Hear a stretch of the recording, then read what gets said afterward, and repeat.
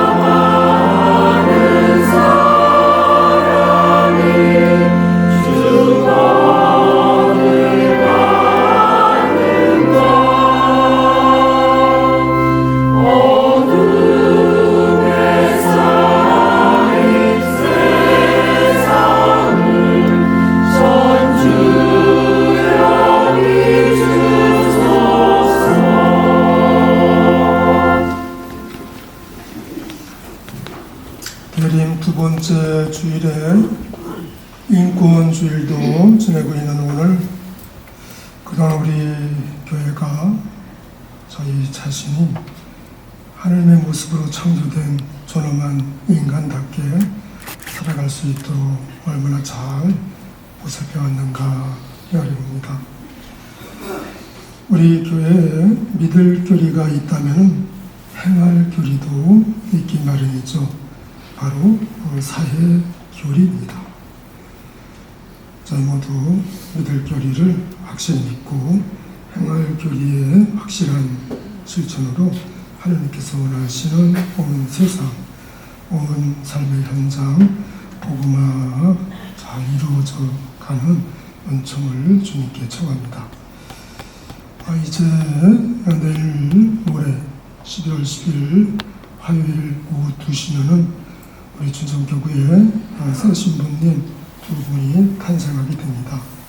주님께서 원하시는 새 사제로서의 고귀한 성소의 삶을 잘 살아가는 청을 주님께 청합니다. 성부와 성자와 성령의 이름으로 아멘. 우리 주 예수 그리스도의 은총과 하나님의 사랑과 성령의 친교가 여러분 모두와 함께 또한 사제의 영과 함께 형제 자매 여러분, 구원의 신비를 합당하게 거행하기 위하여 우리 잘못을 반성합시다.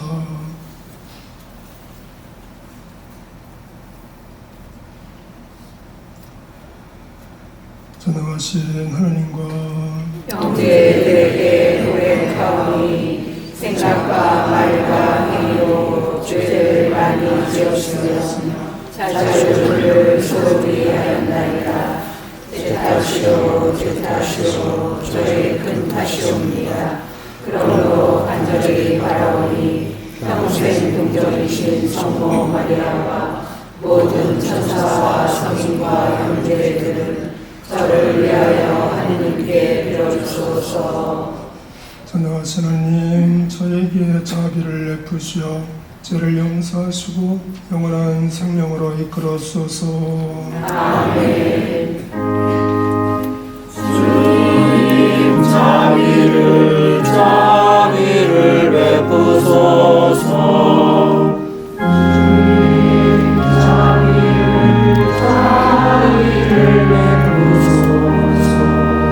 그리스도님 자비를 베푸소서.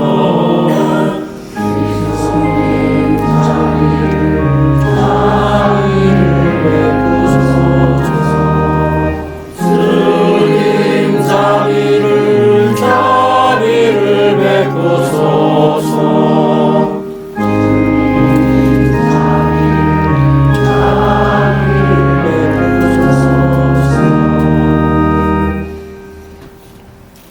기도합시다.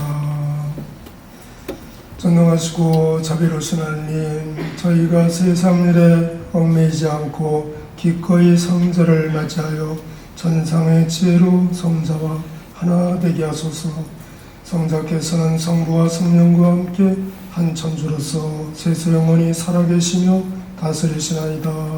아멘.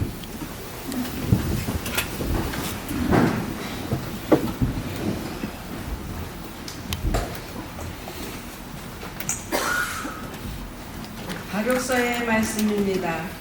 예루살렘아, 슬픔과 재앙의 옷을 벗어버리고 하느님에게서 오는 영광의 아름다움을 영원히 입어라. 하느님에게서 오는 의로움의 겉옷을 걸치고 영원하신 분의 영광스러운 관을 내 머리에 써라.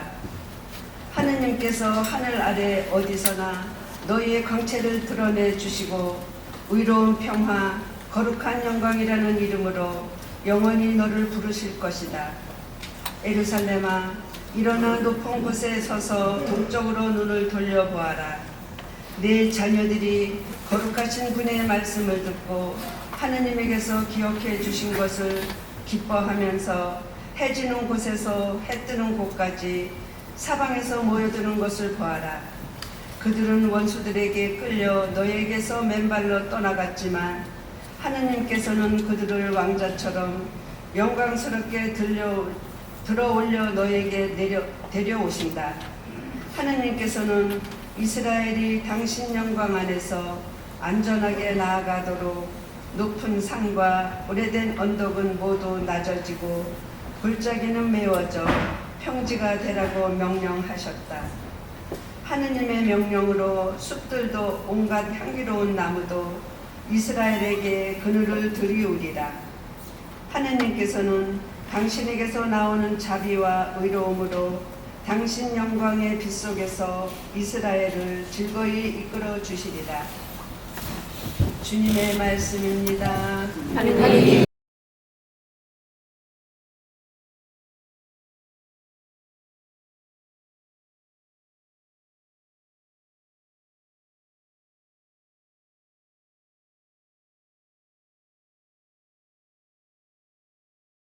감사합니다.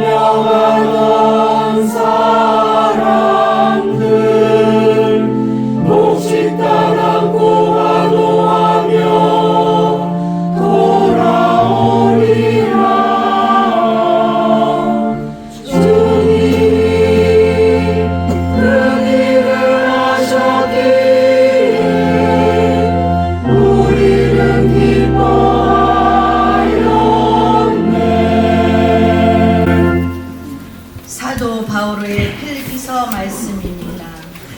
형제 여러분, 나는 기도할 때마다 늘 여러분 모두를 위하여 기쁜 마음으로 기도를 드립니다.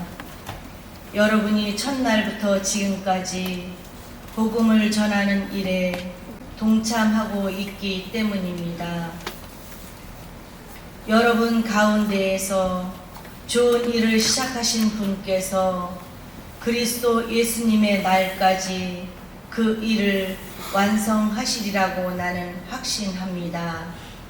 사실 나는 그리스도 예수님의 애정으로 여러분 모두를 몹시 그리워하고 있습니다.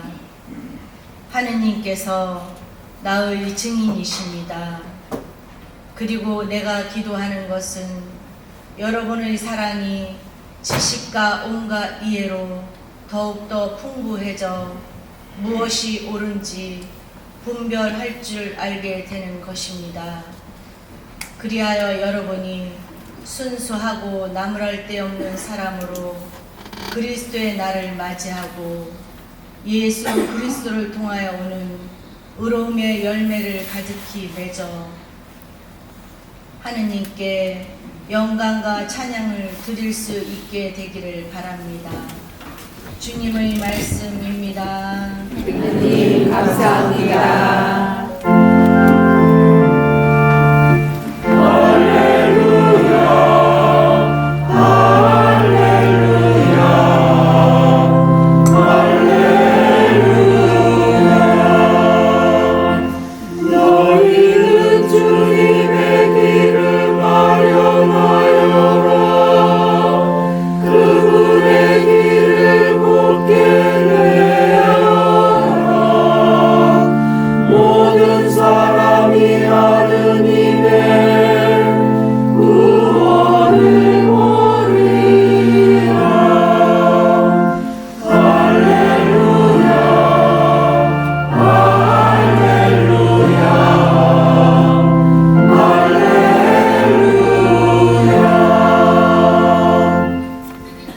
주님께서 여러분과 함께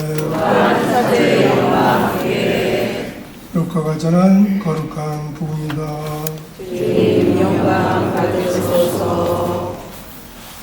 티베리우스 황제의 처제 지세 제15년 본시오 빌라도가 유다 총독으로 헤로데가 갈릴레아의 영주로 그의 동생 필리포스가 이투레아와 트라코니티스 지방의 영주로 리사니아스가 아빌린의 영주로 있을 때, 또 한나스와 가야파가 대사절이 있을 때 하나님의 말씀이 광야에 있는 지가리의 아들 요한에게 내렸다. 그리하여 요한은 요르단 부근의 모든 지방을 다니며 제 용서를 위한 회개의 세례를 선포하였다. 이는 이사야의 언자가 선포한 말씀의 책에 기록된 그대로이다. 광야에서의 진리의 소리, 너희는 주님의 길을 마련하여라. 그분의 길을 곱게 메어라. 골짜기는 모두 메어지고 산과 언덕은 모두 낮아져라. 구분되는 곧아지고 거친 길은 평탄하게 되어라. 그리하여 모든 사람이 하나님의 구원을 보리라. 주님의 말씀입니다. 그리스도님 참여합니다. 오늘은 대린 2주일에다가 또 인권주일이죠. 오늘 또 좋은 시간도 이렇게 마련이 되네요.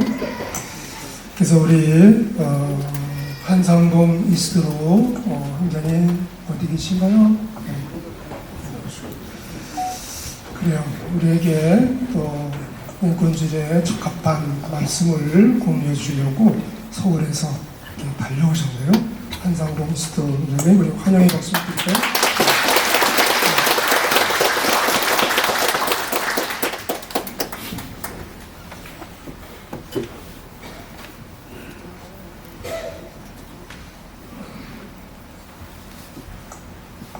안녕하세요. 안녕하세요. 정말 안녕하세요. 저는 어제 밤 제대로 자기가 힘들었어요.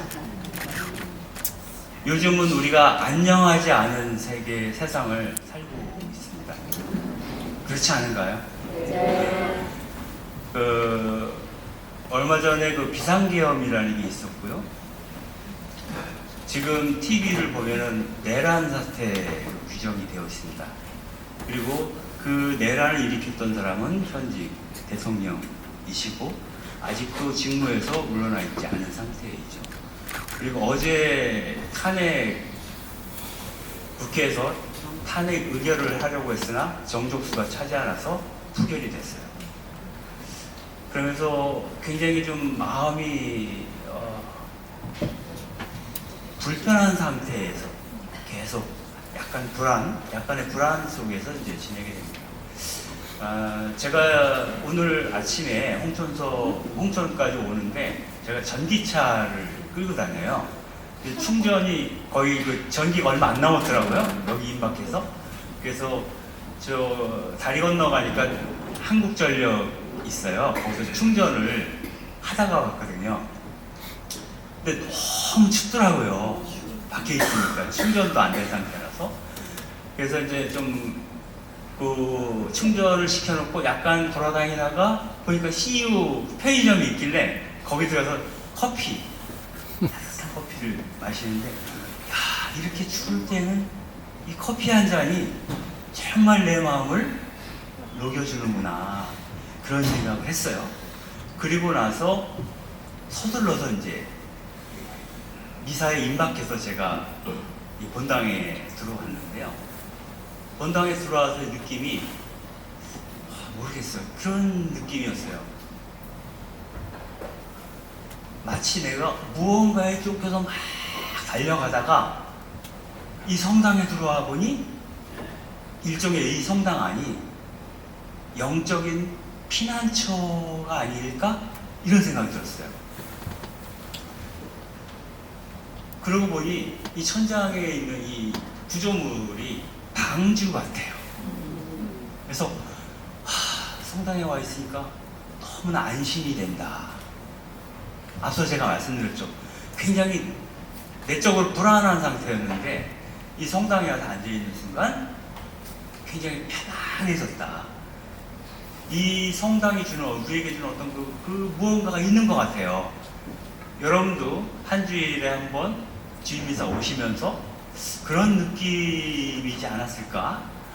그리고 이 성당에서 또 하나 느낀 게 바닥이 마룻바닥.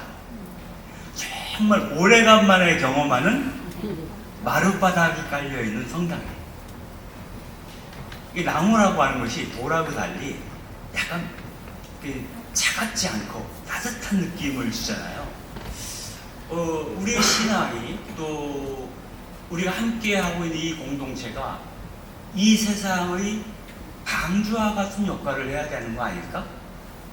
정말 불안하고 주변으로 밀려나는 인생들에게 뭔가 편안한 휴식을 줄 수 있는, 또 그들에게 이 어둠 속에서 헤매다가도 이따금 빛을 볼 수 있는 공간이었으면 얼마나 좋을까, 이런 생각을 했고요. 오늘이 마침 인권주의이고 사회교리 주간의 첫날인데요. 이럴 때마다 더욱더 그런 걸 많이 느끼게 되는 것 같아요. 우리가 살면서 보면 우리 자신들도 그 성당에 열심히 다니고 있으나 실제적으로 생활하면서는 늘 판단의 잣대가 이걸 해서 내게 이득이 될까? 이득이 안 될까? 내게 도움이 될까 안 될까를 갖고 모든 걸 판단하잖아요, 보통은. 그렇잖아요. 물론 복음서에서는 가난한 사람은 행복하다, 너희는 하나님 나라를 차지하리니 라고 되어 있으나, 여기 앉아있는 누구든 가난하게 살고 싶은 사람은 있을까요? 없잖아요. 그렇죠? 그러니까 한 푼이라도 더 벌기 위해서 노력하는 거잖아요. 매일매일을. 또 그래도 먹고 살기 힘든 세상이니까. 그러다 보면 복음적 메시지가 우리에게 현실감이 안 느껴져요. 그런데 왜 예수님께서는 가난한 사람들은 복이 있다라고 자꾸 말씀하시는 걸까? 여기서 가난한 사람은 복이 있다라고 했을 때가 영어로 하면 가난한 사람은 해피하다 라고 되어 있을까요? 영어 성경에 가난한 사람은 해피하다라고 되어 있지 않아요. 해피하다, 행복하다. 내가 욕망하던 것이 이루어졌을 때 느끼는 것이 해피해요. 정말 맛있는 게 먹고 싶은데 오늘 어머니께서 그 갈비찜을 해주신데 너무 좋잖아요. 그때 내 마음이 어때요? 해피한 거거든요. 근데 복음서에서 얘기하는 가난한 사람은 행복하다 할 때 그 행복하다라는 말은 브레스이드입니다. 영어로. 브레스이드라고 하는 것은 축복 가운데 있다는 뜻이에요. 가난한 사람들은 행복하다. 즉 가난한 사람들은 하느님의 축복 가운데, 하느님의 은총 가운데, 하느님의 현존 가운데 있다. 가난한 사람들은 늘 하느님을 민감하게 느끼고 있다는 뜻이에요. 왜 가난한 사람들이 하느님을 민감하게 느낄까요? 그 이유는 단 하나예요. 가난한 사람, 정말 가난한 사람들은, 빚에 쪼들린 사람들은, 내일 하루 양식이 걱정이 되는 사람들은 의지할 데가 없어요. 돈을 빌릴 데도 없어요. 그죠? 제1금융권 대출 안 해줘요. 제2금융권도 대출 해줄까 말까요? 그래서 나중에는 밀리면 사채해주세요. 그러면 그 은행 완전히 무너져 내리는 거거든요. 이런 사람들, 이렇게 가난한 사람들에게 기댈 데가 하나님밖에 없어요. 내가 잘 아는 변호사도 없고, 돈을 빌릴 만한 돈 많은 친구도 없고, 그래서 이렇게 기도합니다. 주님, 제발 저를 좀 붙잡아 주세요. 주님, 제발 저를 좀 어떻게 좀 살게 해주세요라고 매달리게 돼요. 그 사람들에게 하느님은 내가 살 수 있는 전부예요. 그 밖에 아무것도 잡을 데가 없어요. 그래서 이러한 사람들은 현실적으로 가난할 뿐만 아니라 하느님 앞에서 마음마저도 가난한 사람이에요. 그래서 마태복음에서는 가난한 사람은 행복하다라고 되어 있고, 루카복음에는 마음이 가난한 사람은 행복하다라고 되어 있는데, 이게 다른 말이 아니라 그래서 같은 말이에요. 한 사람이 느끼는 현실적 가난과 마음은 오직 하느님께만 열려있다는 뜻에서 마음이 가난한 사람들이에요. 그래서 그런 민감함에 대해서 우리가 느끼고자 하는 것, 또 그것이 신앙의 요체라고 하는 것을 알아듣는 시간이 바로 인권주의이고 또한 사회주의 주간이 아니겠는가 하는 생각을 해봅니다. 또 하나 제가 여기 오면서 아주 특별한 경험을 했어요. 그 뭐냐면 아까 충전을 하면서 너무 추우니까 어디 들어갈 데가 필요했어요. 그래서 CU에 들어갔어요. 편의점 들어가는데 커피를 한 잔 거기서 마시고 있는데 아주 요만한 꼬마 두 명의 꼬마아이가 왔어요. 와서 아저씨 뭐 주세요 하면서 물건을 막 골라서 이렇게 주시는데, 그 편의점 주인이죠. 편의점 점주 하시는 분이 나이가 많으신 할아버지세요. 모자를 쓰고 계셨는데 두꺼운 검정색 안경을 쓰시는데 잘 안 보이시나 봐요. 그래서 계산할 때도 막 굉장히 느리더라고요. 근데 그분이 그 아이들에게 계속 존댓말을, 뭐뭐 할까요? 계산할까요? 영수증 드릴까요? 그 아이들한테 굉장히 좀 특별하다라는 느낌을 받았어요. 그러면서 그 아이들이 간 다음에 그분하고 잠깐 이야기를 나누게 되는데, 그분이 이런 얘기를 한다는 거예요. 여기 항상 자주 오는 아이들이 한 4명 정도가 있는데, 그 중에 3명이 10,000원을 들고 와서 1,800원어치 물건을 산 다음에 8,200원을 거슬러줘야 되거든요. 8,200원을 거슬러주려고 하니까 됐다고 하더래요. 넣어두라고 하더래요. 애들인데. 그래서 왜 그러니까 아저씨 너무 힘드신 것 같아요. 그러니까 편의점 주인에게 아저씨 피 한 대 쓰시라고 그렇게 얘기를 하더라는 거예요. 근데 이분은 점주이기도 하고 먹고 사는 거는 문제가 없는 분이세요. 다만 이게 좀 이렇게 행색이 보기에 좀 그러셨던 것 같아요. 뭐 어렵게 일을 하시는 것처럼 보이니까. 그래서 이분이 그 아이한테 물었대요. 부모님이 이렇게 하라고 가르쳐 주시던? 이렇게 물어봤대요.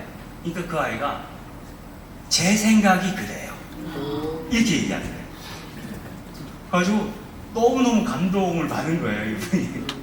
그래서 요번 성탄 즈음에는 그 아이들이 오면 성탄을 축하한다라고 손글로 써서 선물을 주고 싶다고 하시더라고요.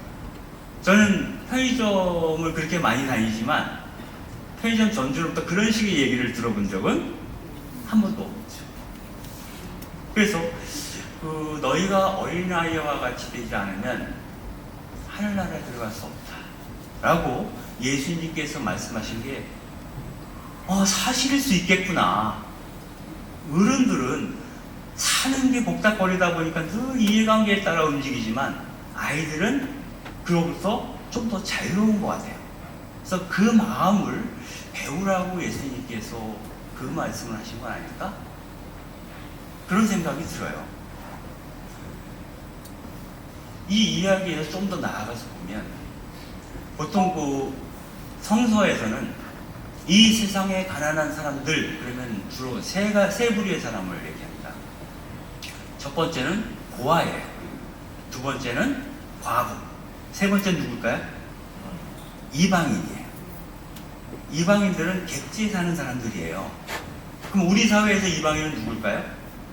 한국 사회 안에서 이주 노동자들이라든가 이런 사람들은 이방인이잖아요. 그러니까 이방인들은 어떤 그 법적인 보호를 충분히 우리처럼 받지 못해요.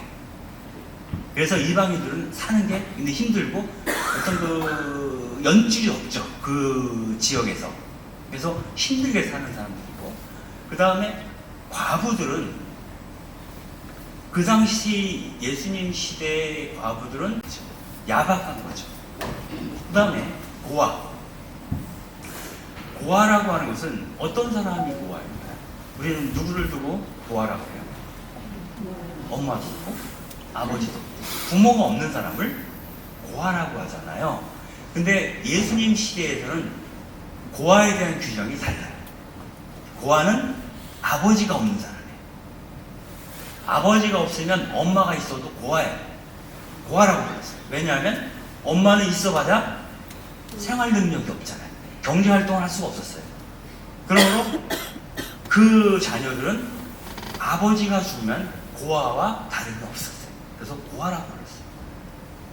그렇다면 예수님 우리 성탄을 얼마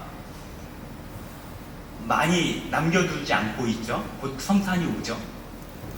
그럼 예수님이 태어날 때는 어땠을까를 잠깐 보면 루카복음에서 얘기하는 것과 마태복음에서 얘기하는 이야기가 조금 달라요.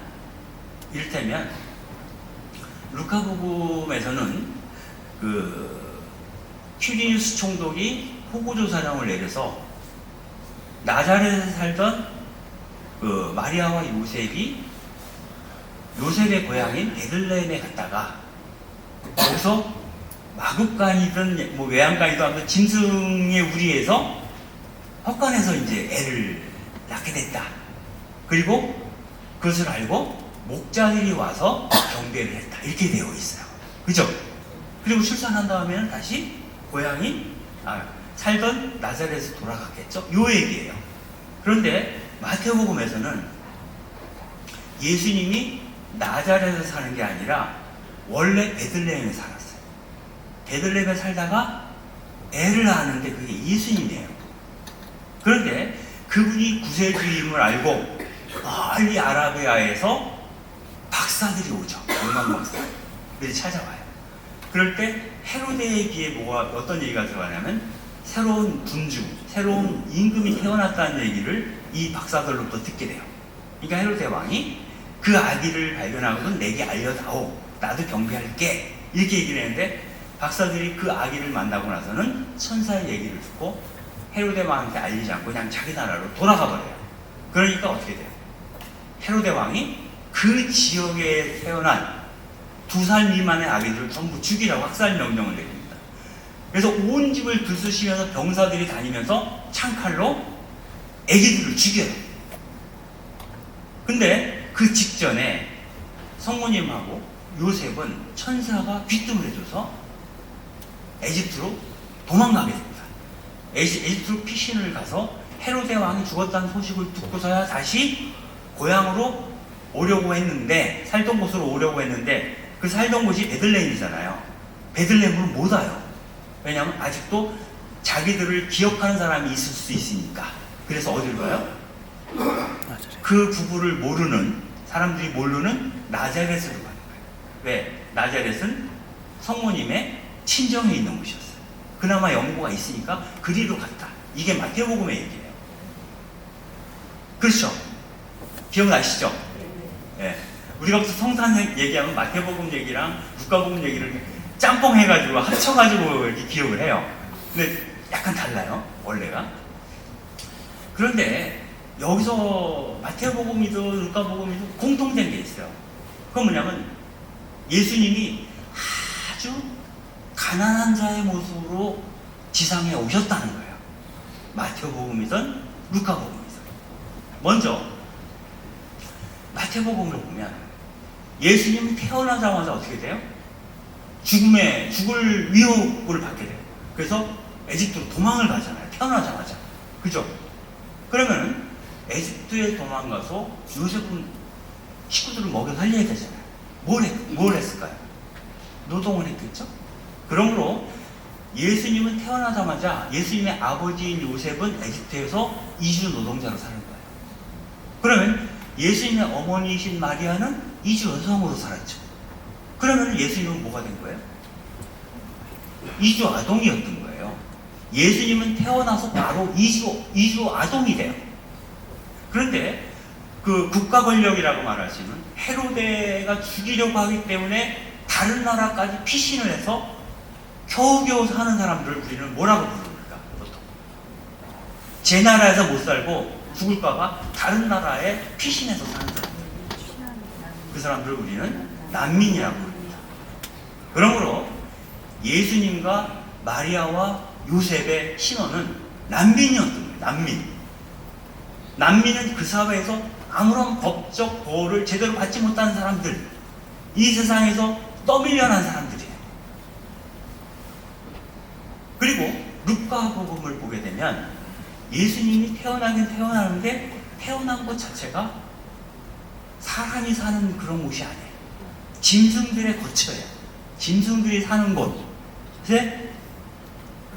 태어나는데, 그때 그 목자들에게 천사가 그 메시아를 알아보는 표지가 뭐냐면, 한 아기가 포대기에 쌓인 채 구유에 놓여있을 터이니 그것이 그분을 알아보는 표다, 이렇게 얘기를 하거든요. 그죠? 기억나시죠? 네. 보세요. 어린아이가 태어났어요. 갓난쟁이에요.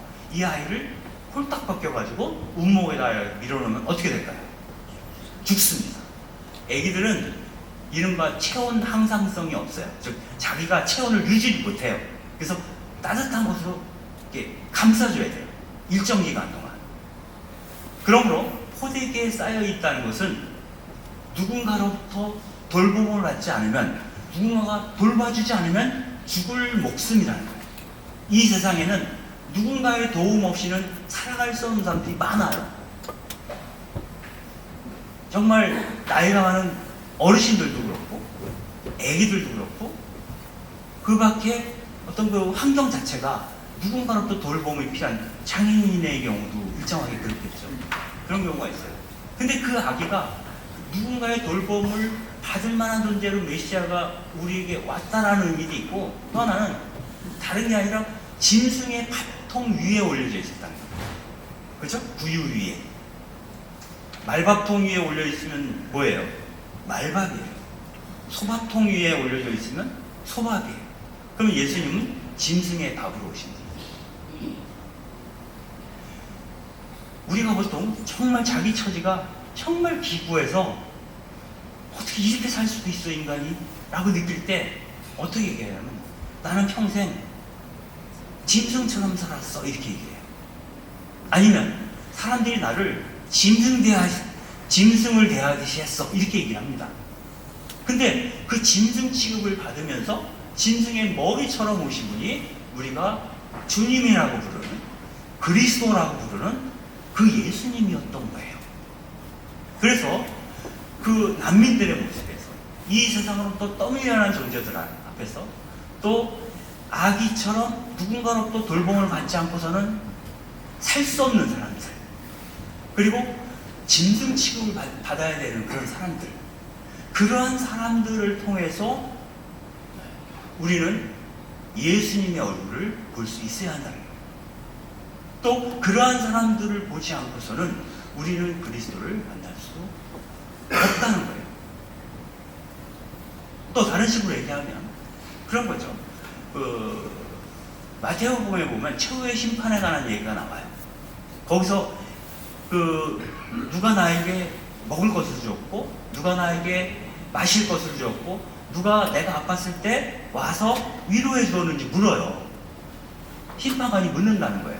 근데 그 얘기를 마치고 나서 예수님께서 그 말씀을 하세요. 공동 번역성서에는 보잘것없는 한 사람에게 해준 것이 곧 나한테 해준 것이다, 이렇게 돼 있고요. 그 다음에 새 번역성경에는 작은 자들에게 해준 것이 곧 나에게 해준 것이다. 보잘것없고 작은 사람이 곧 나라는 거예요. 그 사람들을 통하지 않고서는 나를 알아볼 방법이 없다고 얘기하는 겁니다. 우리는 그리스도인이고 신앙인이라면 당연히 예수님을 알아보고, 예수님을 그리스도로 알아보고 그분과 만나고 싶죠. 그분을 알고 싶죠. 그런데 요한복음에 보면 이런 얘기도 나와요. 나를 본 자는 누구를 본 자다? 너희가 나를 보았으면 아버지를 본 것이다. 나를 보는 것은 곧 아버지를 보는 것이라고 얘기해요.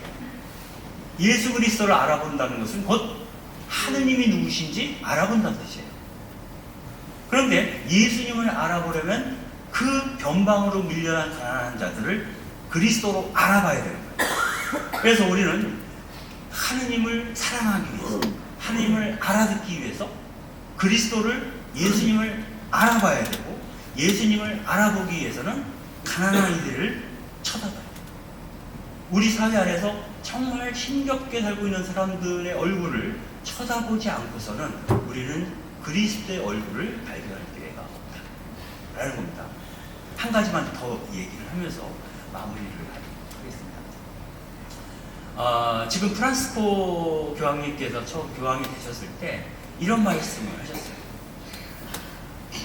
우리가 길을 가다 보면 거지들을 만나면, 거린들을 만나잖아요, 가끔. 그러면 거린들을 만나면 마음이 좀 열려있는 사람들 같은 경우에는 동전을 던져주죠. 예? 동전을 던져주는데 그 거린에게 동전을 던져주면서 그 거린의 얼굴을 쳐다보면서 던져주는 사람은 거의 없다는 거예요. 그냥 민망한 거예요. 그래서 지하도를 내려가면서 그 깡통 위에다가 그냥 동전을 휙 던지고 간다는 거예요. 부진하게. 그러지 말라.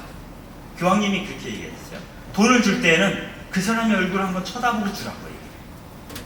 왜냐하면 그 사람의 얼굴을 안 보고 돈을 줄 때는 얼마를 주겠어요? 100원짜리 한 2개 정도 넣을 거예요. 그런데 그 사람의 얼굴을 보면서는 100원짜리를 못 넣는다는 거예요. 1000원짜리? 5,000원짜리를 넣는 거죠.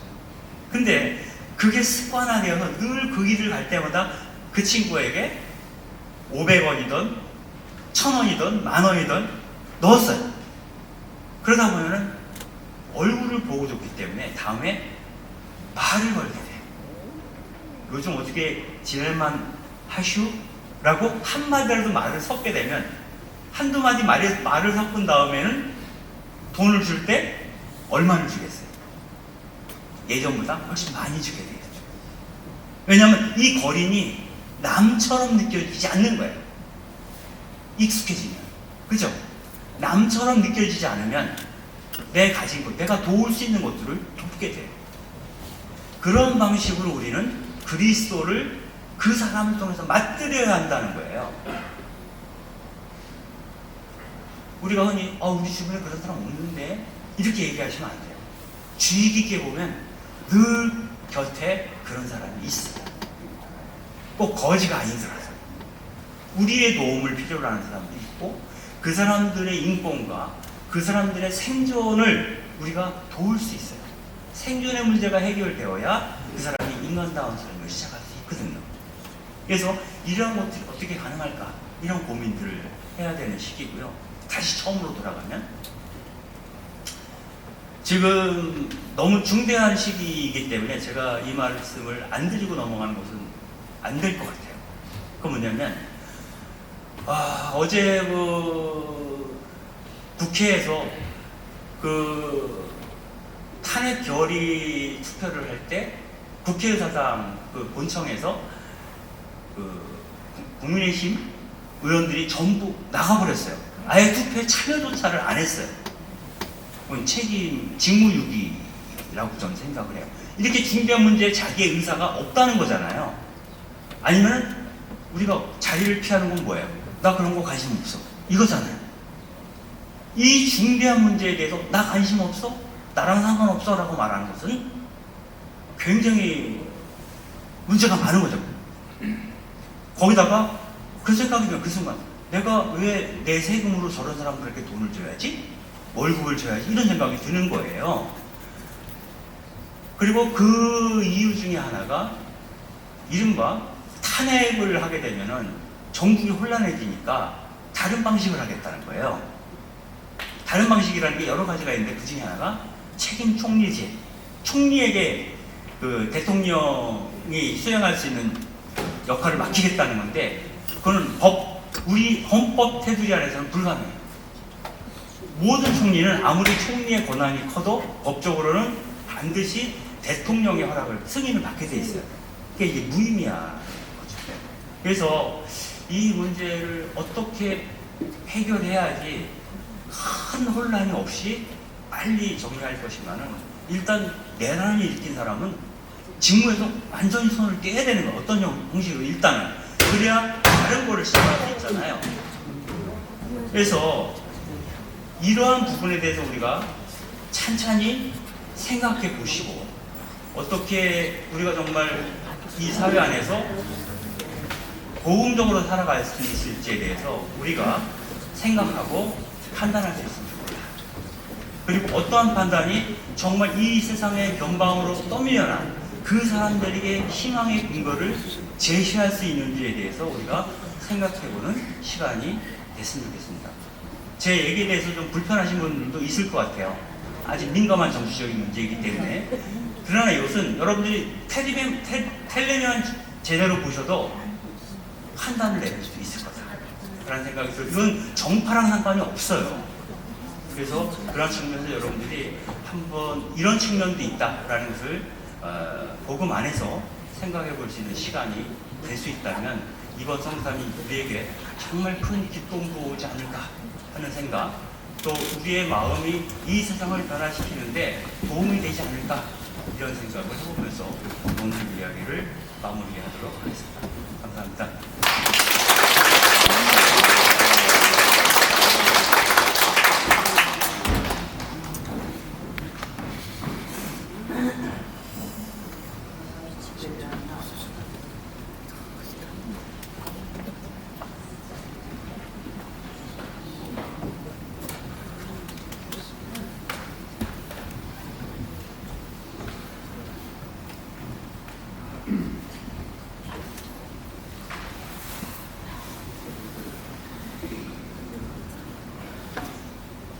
모두 일어서십시오.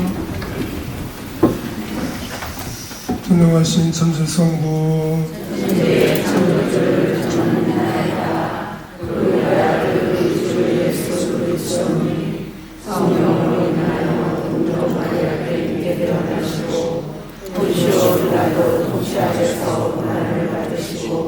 십자가에 못 박혀 돌아가시고 죽으셨으며 저승에 가시어 사흘만에 죽은 이들 가운데서 부활하시고 하늘에 올라 존귀하신 천주 성부 일편하시며 그리로부터 삶과 죽음을 심판하러 오시리라 믿나이다.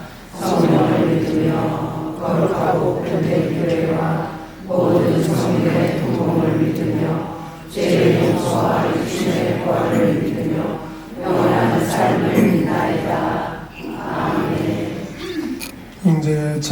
복음은 모든 사람이 하느님의 구원을 보리라는 복음 말씀을 마음 깊이 새기며 우리에게 필요한 은혜를 하느님 아버지께 간절히 아뢰옵시다. 교회를 위하여 기도합시다.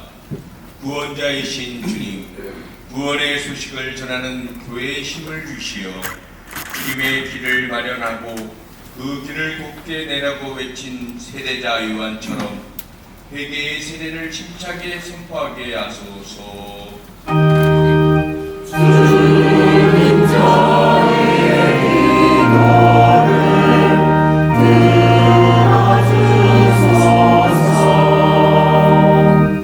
인권주의를 맞아 인간 존엄성 회복을 위하여 기도합시다. 창조주이신 주님, 주님의 모습으로 지어진 저희를 굽어 살피시어 저희가 편견과 차별을 허물고 인간의 존엄성을 살리는데 연대하며 최선을 다하게 하소서.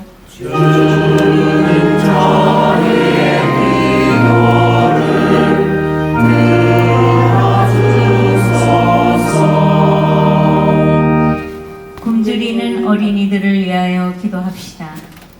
자비하신 주님, 경제 발전으로 풍요로운 사회 속에서도 굶주리는 어린이들을 굽어 살피시어 건강을 지켜주시고 모든 이가 이들의 고통을 덜어주고자 힘을 모으고 나눔을 실천하도록 이끌어 주소서.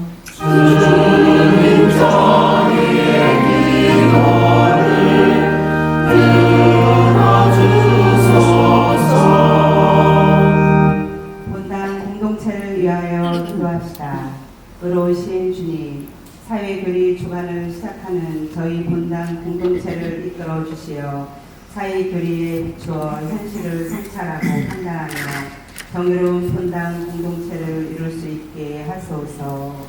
주님 저희의 기도를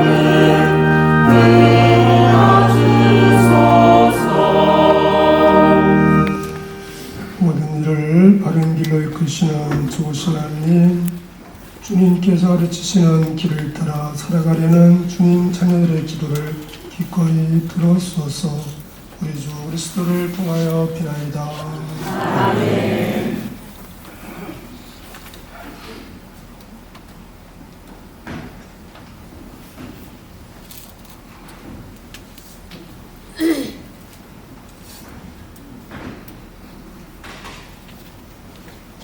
예물 준비성가 44번입니다.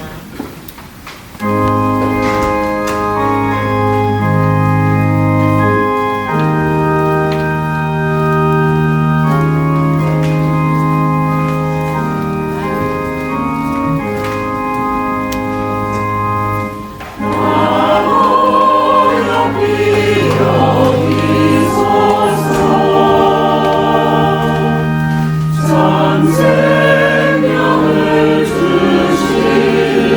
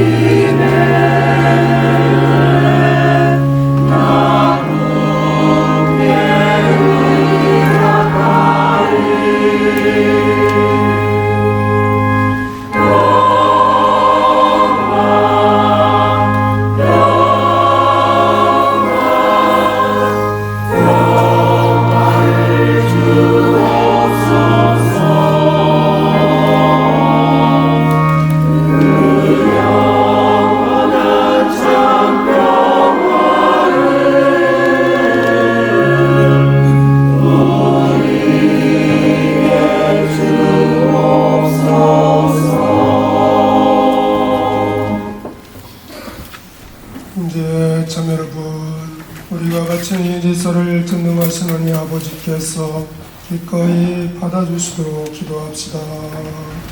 자의 손으로 바치는 이 제사가 주님의 이름에는 찬미와 영광이 되고 저희와 온 교회에는 도움이 되게 하소서. 주님, 비천한 저희가 드리는 기도와 제물을 꼽으시어 아무런 공덕이 없는 저희를 너그러이 보호하시며 도와주소서. 우리 주 그리스도를 통하여 비나이다. 아멘. 주님께서 여러분과 함께 또한 자의 영과 함께 마음을 드높이 주님께 올립니다. 우리 하나님께 감사합시다. 마땅하고 옳은 일입니다.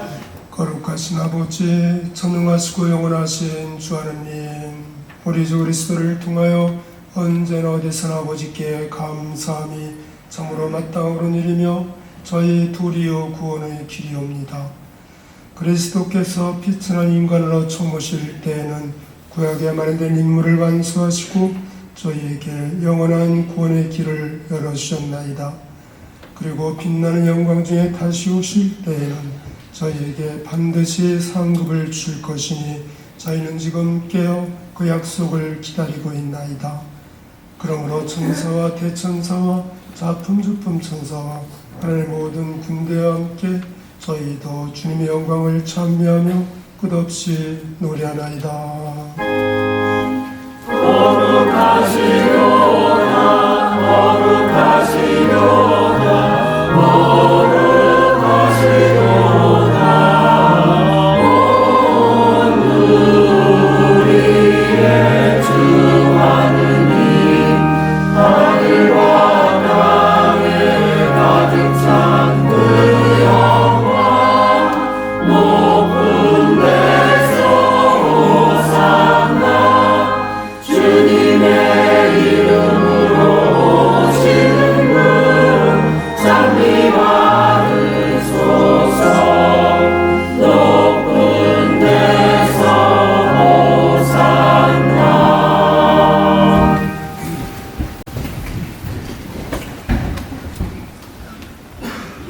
거룩하신 아버지, 아버지께서는 모든 거룩함의 성이시옵니다.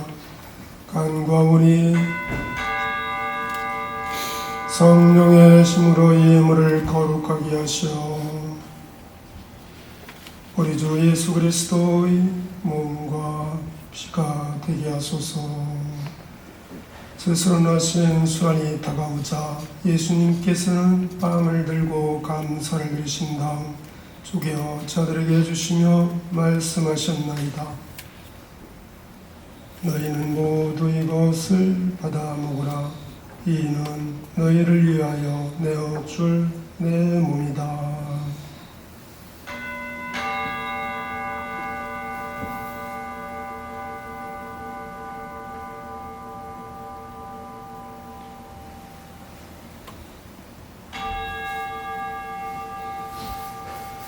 저녁을 엽수수 같은 모양으로 잔을 들어 다시 감사를 드리신 다음 자들에게 주시며 말씀하셨나이다. 너희는 모두 이것을 받아 마시라. 이는 새롭고 영원한 계약을 맺는 내 피의 잔이니 죄를 사하여 주려고 너희와 많은 이를 위하여 흘릴 피다. 너희는 나를 기억하여 이 일을 행하여라.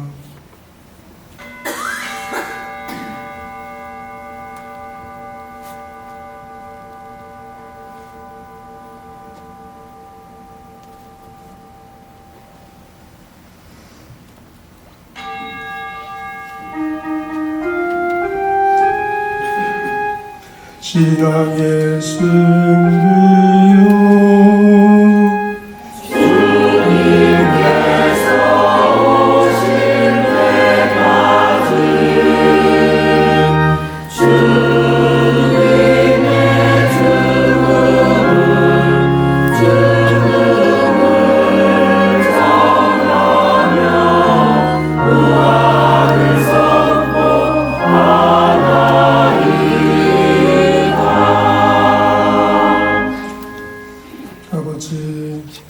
그리스도의 죽음과 부활을 기념하며 생명의 빵과 구원의 잔을 봉헌하나이다.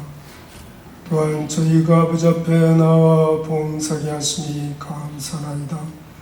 간절히 청하오니 저희가 그리스도의 몸과 피를 받아 모시어 성령으로 모두 한 몸을 이루게 하소서. 주님, 온 세상에 널리 퍼져 있는 교회를 생각하시어 교황 프란시스코와 저희 주교 신앙과 모든 성직자와 더불어 사랑의 교회를 이루게 하소서. 부활의 희망 속에 고이 잠든 교우들과 세상을 떠난 다른 이들도 모두 생각하시어 그들이 주님의 빛나는 얼굴을 배우게 하소서. 저에게도 자비를 베푸시어 영원으로부터 주님의 사랑을 받는 하느님의 어머니 복되신 동정 마리아와 그 배필이신 성 요셉과 복된 사도들과 모든 성인과 함께 영원한 삶을 누리며 성자 예수 그리스도를 통하여 아버지를 찬양하게 하소서. 그리스도를 통하여 그리스도와 함께 그리스도 안에서 성령으로 하나 되어 전능하신 천주 성부 모든 영예와 영광을 영원히 받으소서.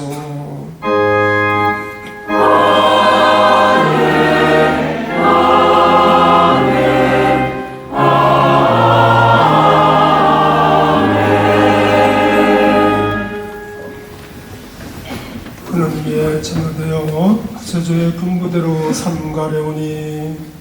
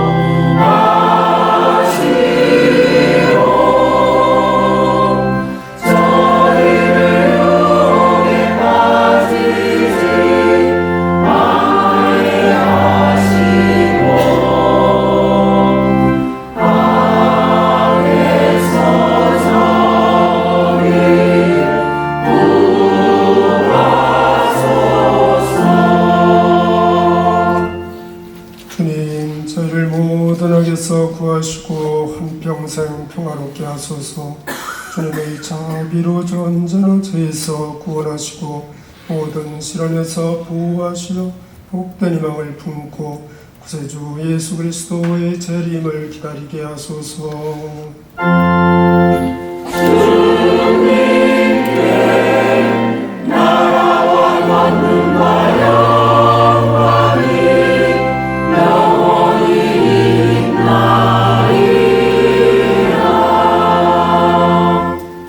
예수 그리스도님 일찍이 사도들에게 말씀하시기를 너에게 평화를 두고 가며 내 평화를 주노라 하셨으니 저희 죄를 헤아리지 마시고 너의 믿음을 보시어 주님의 뜻대로 교회를 평화롭게 하시고 하나 되게 하소서. 주님께서 영원히 살아계시며 다스리시나이다. 아멘. 주님의 평화가 항상 여러분과 함께 평화 인사를 나누십시오.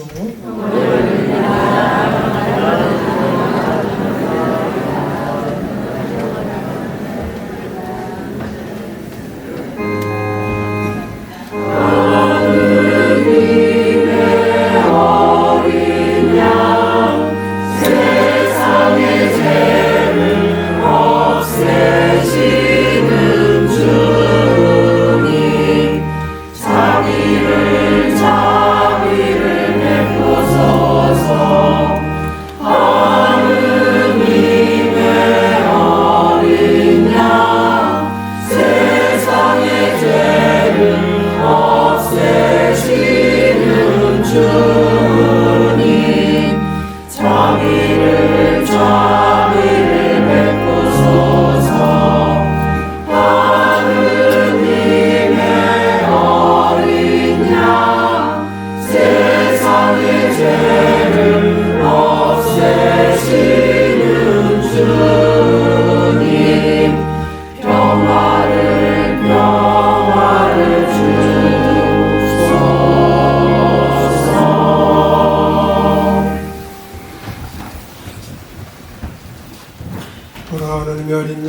세상의 죄를 없애신 분이시니 이 성찬에 초대받은 이는 복되도다.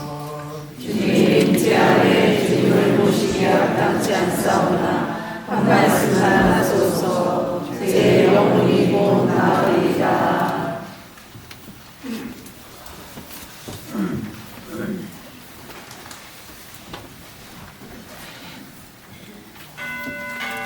영성 제송 하느님에게서 너희에게 오는 기쁨을 바라보라. 영성 제성가 170번입니다.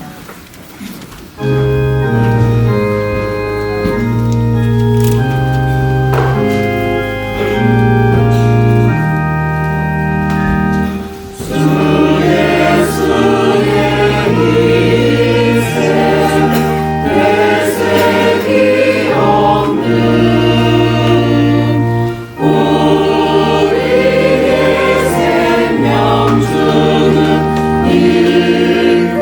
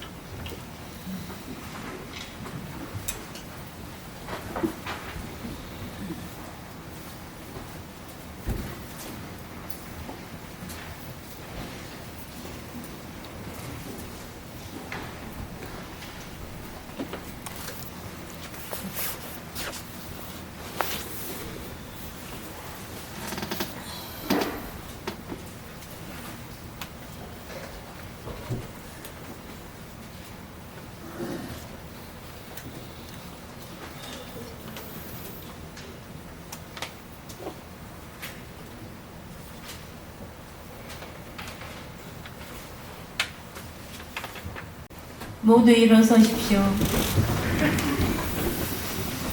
기도합시다. 주님이 신비로운 제사에 참여한 저희를 생명 양식으로 기르시니 저희가 지상 것을 슬기롭게 헤아리며 끊임없이 천상 것을 찾도록 가르쳐 주소서. 우리 주 그리스도를 통하여 비나이다. 아멘. 잠시 앉으십시오.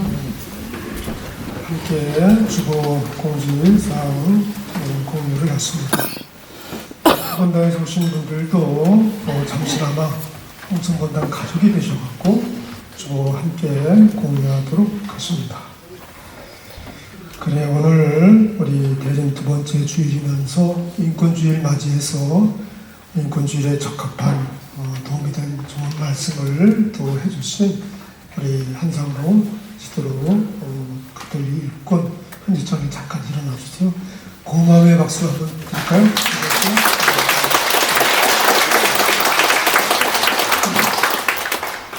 앞으로 가능하면 자주 오셔야 될 것 같아요. 그렇죠? 네. 그리고 감사 거듭드립니다. 사실 하시면서 우리 인권주의를 지나면서 역시 인권, 그래요, 인간 존엄성, 인간을 우습게 여기면은 결국은 하느님까지도 우습게 여긴다는 거 잘 아실 거예요. 왜냐? 하느님의 모습대로, 모상대로 창조된 만들어주신 우리 인간이기 때문에, 그렇죠? 인간 우습게 여기면 결국은 하느님까지 그렇게 우습게 여기는 엄청난 잘못을 그렇게 저지르게 되는 거죠. 그래요. 하여간 우리나라 참으로 잘 아시잖아요. 45년 전에 우리를 힘들게 했던 그런 상황이 또 펼쳐지면서 또 이 그래요. 엄청난 안타까움과 피부림이 이렇게 몰아치나 했었는데 참 그래도 의식 있는 분들이 함께하면서 부지런히 그것까지 달려가고 막고 그리고 더 나아가서는 좋은 방향으로 될 수 있도록 그래도 함께 하셨기 때문에 그게 45년 전처럼 그렇게 험악한 수많은 사람들이 희생되고 그런 어려움은 일어나지 않은 것 같아요. 네. 정말 하나님께서 원하시는 우리나라, 그래요. 국민이 주인인 그래 민주주의, 진짜 진정한 민주주의 우리나라가 될 수 있도록 주님께 청하면서 할 수 있는 그런 몫을 더 잘 해나가도록 해봅시다. 그 누가 하겠어요? 하나님 믿는 우리 교우분들이 그런 면에 더 적극적으로 기도하면서 함께 할 수 있는 거죠. 그래요. 기도하면서 주님 원하시는 그런 나라로 진행돼 갈 수 있도록 거듭 주님께 도움을 청합니다. 그리고 이제 내일 모레면은 아까 미사 지향 처음에 말씀드렸던 것처럼 새 신부님 두 분이 화요일날 오후 2시에 탄생하죠. 그래서 새로 탄생하신 우리 새 신부님이 또 주일 맞이하면서 우리 본당으로 달려오시네요. 첫 번째 주님의 날 맞이해갖고 거기 보시면은 12월 15일날 교중 미사 바로 이 시간에 10시 30분 미사를 집전하고 끝난 다음에는 안수 첫 강복을 또 주시게 됩니다. 그래서 오죽하면 참 그런 얘기 우리 늘 짚어왔지만은 얼마나 중요하고 그 현장에 가고 싶어 합니까? 그래서 그런 얘기 들어보셨을 거예요. 우리 세준부님 오셔서 안수 첫 강복 주시고 그럴 텐데 그래서 저는 오늘 다시 또 스쳐가네요. 얼마나 중요하면은 그 현장에 가려면은 집세기 2컬레가 꼭 필요했었다고. 그 장소에 갈 때 신고 가는데 돌아올 때 보니까 집세기가 다 닳았어요. 실을 수가 없어요. 그래서 다시 새로운 집세기를 꺼내서 신고 와야 할 정도로 그러한 이야기도 스쳐가네요. 얼마나 중요한 자리고 축복의 장소면은 그런 일이 있어 왔을까 그런 생각이 들어요. 그래서 많은 분들 함께 하시면서 좋은 시간 되도록 하시고요. 그리고 우리 요새 보좌 신부님 순식간에 작년 12월 8일 날 서품 받았는데 이제 갑자기 1년 지나면서 새 신부가 나니까 새 신부가 아니라 이제 헌 신부가 되셨어요. 뭐 저는 더 헌 신부가 된 거고 그런 상황이 됐네요. 우리 요셉 신부님이 이제 1주년 맞이해갖고 맛있는 시루떡을 아주 팥으로 엉켜진 너무 맛있더라고요. 어제부터 보니까. 그래서 이사 끝난 다음에 나가실 때 꼭 이렇게 받아가셔서 맛있게 잡수시기 바랍니다. 요셉 신부님의 교회 여러분들께서 기도해 주시면서 함께 잘 해주셔갖고 1년을 무사히 1주년 맞이하게 되었습니다. 그래서 떡을 돌리시는 거예요. 맛있는 시루떡 드시기 바랍니다. 그리고 우리 거룩한 독서 성도 예수님께서 잘 인도하고 계시는 우리 성도 12월 10일 날 오전 9시 반부터 시작이 됩니다. 그리고 우리 판공성사, 우리 성탄 또 부활 맞이하기 위해서 우리에게 꼭 필요한 이 판공성사죠. 그리고 있으면 그저 그대로 심서 노력을 한 다음에 자격을 갖추고 나서 보게 되는 성사가 바로 고해성사죠. 자격을 갖춰야지 표까지, 판공성사표까지 받는 시대가 있었어요. 그러니까 지금 얼마나 좋습니까? 그냥 판공성사 보시기만 하면 돼요. 판공시험 같은 거 없어졌고 지금은 그냥 판공성사를 보시면 되는 거죠. 판공성사표는 나오지 않고 고해서 앞에 아시는 것처럼 조그만 쪽지에 성함, 세례명 적으시고 변경된 거 주소나 전화번호 기재하셔갖고 고해서 안에 바구니에 넣어주시면 되겠습니다. 주일날 많은 분들 보시니까 좀 힘들으신 것 같아요. 그러니까 평일날 이사 전에 고해성사 보시게 되니까 되겠습니다. 예전에는 어땠어요? 어느 한 날을 정해서 고해성사 보시다 보니까 너무 힘들었던 거죠. 많은 분들이 한꺼번에 다 오셔갖고 또 선임신부님들 10분 오셔갖고 하시고 그런 때도 있었는데 코로나와 함께 그렇게 된 건지 아니죠. 평소에 평일미사 전이라도 오셔갖고 판공성사 보시면 되겠어요. 그래서 일단 그렇게 평소에도 보도록 하시고 그 다음에 이제 우리 홍천본당 판공성사의 날은 날짜를 정해놨어요. 12월 18일 날 목요일 날 저녁 7시부터 손윤 신부님 여기 연봉 신부님하고 성산 신부님 오셔서 판공성사를 주시게 됩니다. 그래서 참조해 주시고요. 그리고 이제 새해를 맞이하면서 우리 교구 본당 달력이 도착됐어요. 그래서 사무실에서 받아가시기 바라고요. 그런 과정 중에 또 내년도 교부원 책정도 해주시면 좋겠습니다. 책정서 유인물은 사무실에 비치되어 있으니까 잘 활용하시고 또 책정하시기 바랍니다. 그리고 모든 단체는 금년도 결산, 또 내년도 예산, 그리고 또 이렇게 변경된 그런 회칙이나 또 명단 기재하셔서 12월 22일까지 사무실에 내주시면 되시겠습니다. 그리고 국세청 연말 정산 간수와 관련해갖고 원하시는 서비스 원하시는 분들은 사무실에 오셔서 필요한 내용들 신청하시기 바랍니다. 그리고 12월 금년도 교목금은 12월 29일 주일 오전까지 사무실에 납부하시면 되겠습니다. 그리고 우리 이웃본당 양도원 성당의 사무장님 이제 그만하시게 돼갖고 사무장님을 지금 모집을 하고 있어요. 좀 생각해보세요. 사무장님이 본당에서 얼마나 또 필요한 요청되는 그런 역할을 하시나요? 빨리 적합한 또 우리 사무장님 채용될 수 있도록 관심 가져주시고 기대해 주시기 바랍니다. 그리고 우리 금년도 대임식이 지내면서 남북 화해 협력 기금 모금을 하고 있어요. 그래서 대임식이 그래요. 12월 지난 주일부터 시작해갖고 중성탄 대축일까지 계속됩니다. 모금 계좌는 국민은행 그 계좌 참조해 주시고, 그러니까 이 기금 모금은 우리 청주경 정예구현 전국 사부단에서 모금하고 있는 그런 상황이죠. 해서 또 많은 그런 도움 청합니다. 큰 도움이 되겠어요. 네. 그리고 참여받으셔서 분과의 실천상으로서는 그래요. 지구사를 함께 실천해요. 요즘 특히 스마트폰 비롯한 그런 기기들 사용 시간을 줄여가는 것이 이번 지난 주간부터 시작된 그런 실천 사항이 되겠습니다. 그리고 본당 올개인 구입을 위해서 정성 공헌해 주신 모든 분들에게 감사를 드립니다. 그리고 이번 주간 여러 활동단체가 모임이 있어요. 그래서 꼭 참여하셔서 그 활력의 그런 또 모임 되시기 바라고요. 네. 그리고 다음 주는 자선주일 특별 헌금이 있겠고요.